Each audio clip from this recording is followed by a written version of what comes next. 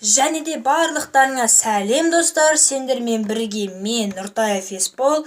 Және де достар, мен бастауыш блогермін. Бұл менің ең бірінші видеом. Менің видеоларым көбіне спорт жайлы болады достар. Сонымен бір аптадан кейін көктем басталады, ал көктемде гормональное сближение болады. Сіздер гормональное сближение деген неме деп түсінбей отырған шығарсыздар. Оны былайша айтқанда, көктемде адам денесінде тестостерон, гормон роста, сондай заттар көп бөлінеді. Сол тестостерон мен гормон роста және де тағы да басқа гормондар бөлініп жатқан кезде адам мышцаларын, былайша айтқанда бұлшықеттерін өсіре бастаса, ол жақсырақ өседі. Сондықтан да дайындалған көктемде көбірек жақсырақ, былайша айтқанда. Және де мен өз үйімде дайындалатын боламын. Кейбір спортсмендер айтады ғой, үйде дайындалуға болмайды, үйде дайындалу мүмкін емес, спортивный залда ғана дайындалады деп.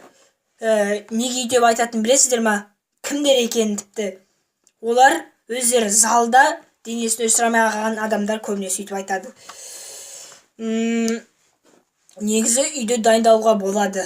Егер де сіз, мен және де барлық адамдар былайша айтқанда өзінің алдына қойған мақсатын ұстанымын жібермесе, дайындалуға болады. Денені өсіруге де болады. Және де көбіне ол переходной возраст бар ғой, подростықтар дейтін, соларда көбірек болады. Өйткені сол подростықтарда көбіне дайындалуға болады. Көбіне соларда дайындалғанда денесі жақсырақ өседі дағы.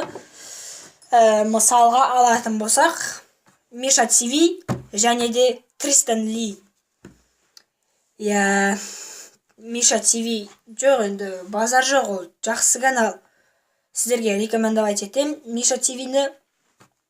Орада натуральный бодибилдер туралы, натуральный бодибилдер өзінің видеоларын түсіреді. Және де Тристан Ли деген бар. Тристан Ли неше жаста деді? 15 жастағы подросток, а мен 14 жастамын. Ол бір жылда Миша ТВ-нің, Мишаның денесінде жақсы болып өсірген. Неге десеңіздер, айттым ғой, подростықтарға өсіру жақсы болады. Және де басқа себептер де бар. Ренжімеңіздер. Содан кейін бірдеңке айтайын дегем. Сіздер дайындалатын болсаңыздар, оның определенный бір списогі болу керек. Мысалға айтқанда, 3 апта ауыр жұмыспен жұмыс істеп, енді ауыр салмақпен дайындалып, ал қалған 1 апта ақырын дайындалып, былайша айтқанда 3 апта сплитпен, 1 апта full bodyмен. Сплит дегеніміз әрбір мышцаны, мысалға айтсақ, трапеция, дельта, бицепс, трицепс, грудь, пресс, широчайшие, длинные, квадрицепсы, икры, ягодицы. Сондай секілді мышцаларды, былайша айтқанда, бір-бірден өсіру. Мысалға алатын болсақ, бір күн грудь пен бицепс, трицепс дайындаймыз. Екінші күн широчайший менен плечиді, былайша айтқанда, дельтаны дайындаймыз.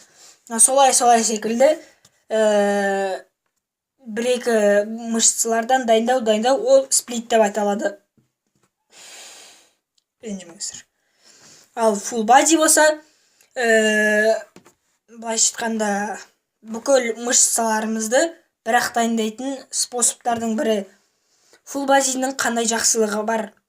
Full body'да дайындалған кезде үлкен мышцалар, былайша айтқанда, грудной менен широчайшие, соңын квадрицепстар, солар бірақ дайындалады. Және де кішкентай мышцалар дайындалады. Сол кезде массовое вырабатывание тестостерона деген болады. Былайша айтқанда, сіздерге дұрыстап түсіндіріп берейін. үлкен мышцаларды, содан кейін кішкентай мышцаларды дайындаған уақытта тестостерон бөлінеді. Ал тестостерон біздің мышцаларымыздың өскеніне керек болады. Түсінбей қалсаңыздар. 3 апта қиыннан дайындаласыздар. Неге десеңіздер, 1 апта full bodyмен дайындалғанда тестостерон бөлінеді. Сол тестостерон 3 аптаға сіздердің денелеріңізді өсіріп береді. Былайша айтқанда, мощно дайындалға боласыз солай. Және де сіздер бір күнде 3000 килокалория жеулеріңіз керек болады. 3000 килокалория. Ол былайша айтқанда өте қиын, 3000 килокалория деген. Өйткені біз өзіміз жай ғана күнде жеп жүргеніміз 1500-2000 калория ғана бола алады. Максимум 2500 калория кетеді. Ал біз күніне дайындалып жүргенде 3000-3500 килокалорияға шейін жеп отыруымыз керек. Олай жеу деген өте қиын. Сондықтан да адамдар, енді бодибилдерлер көбіне 5 уақытқа бөліп тамақ жейді оны. Және де оны 1,5-3 сағаттан бөліп ішеді. Сол кезде біздің жеген тамағымыз, былайша айтқанда, усвояемость дейді ғой.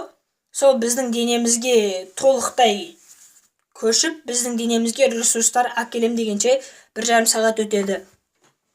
Және де тағы бір зат. Қашан дайындалу жақсы? Кешке ма? Таңертең ба?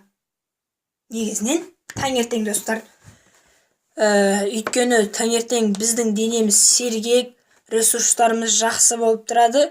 Сол уақытта таңертең дайындалғанда жақсы. Сондықтан да тағы да не айтсам болады?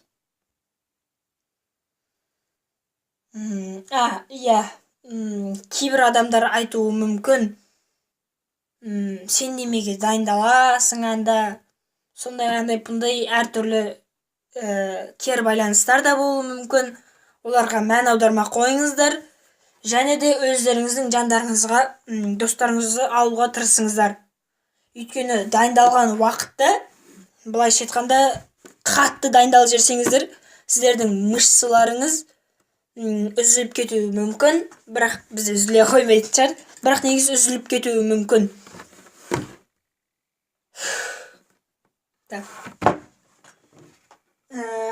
Мен мұнда негізі гантель жасап атқам. Өйткені мені қараңыздар, гантельді қалай жасау керек екен.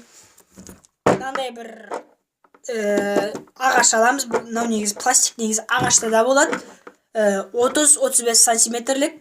Содан кейін оның аяғына, соңғы жағына, конечный жағына мынандай способпен шуруптар неметеміз. Шуруптар айландырамыз дағы. Оны бір ыдысқа құмменен немен алып, ұмытқалым достар,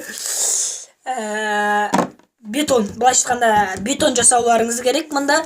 Содан кейін құйған уақытта, мынау ішіне кірген уақытта, наның ыдыстың ішіне кіргенде қатты ұсталып тұрады. Соның әсерінен гантель жасауға болады. Сөйтіп біз өз үйімізде дайындалуымызға да болады. Бірақ менің анам маған гантель алып берем деген, өзімнің жеріме ана жаққа өзіме бір алаң жасайым деген, примерно орнын көрсетейін. Кеттік. Міне достар, мына арада турник көріп тұрған шығарсыздар. Мен сол бір маңға жасайым деп шештім. Және де достар, менің мына видеоны жасау енді монтировкам жаман болуы да мүмкін. Неге дейсіздер ғой? Оған екі себеп болуы мүмкін. Ренжімеңіздер, мынаға отырып алайын өзім орныма. Оған екі себеп болады. Біріншісі, неге екенін білмеймін. Менің былайша айтқанда талма ауруым бар ма, сондай бірдеңкесі бар. Мен осылай телефонға көп отыратын болсам ше, жүрегім айнып, құсқым келіп, кейбір уақыттарда құсып та жіберем. Ондай заттар талай болған. Ең бірінші рет ноутбукқа отырған кезім әлі есімде. 15 минут ойнаған үшін ғана Counter Strike'шы құсып 2 күнде ауырған шығармын сол кезде. 15 минут үшін 2 күн ауырдым. Содан бастап мен көбіне телефонға, сондайларға көп отырмаймын. Ал сіздер ойлап отқан шығарсыздар, мен онда немеге осылай видеоға түсіремін деп. Мен сіздерге былайша айтқанда айтып түсіндіргім келеді. Біз адамдар өте мықты созданиялардың бірі болып келеміз. Сондықтан да біз өзіміздің ауруларымызға қарамай талай заттарды істей аламыз. Ал екінші себебім, мен жас ютубер болғандықтан да монтировканы қатты жасай алмаймын. Сол да себеп болады. Сонымен достар, менің каналыма подписаться етіп, колокольчикқа басып, және де әрбір видеом сайын лайкқа басып отырыңыздар. Сау болыңыздар.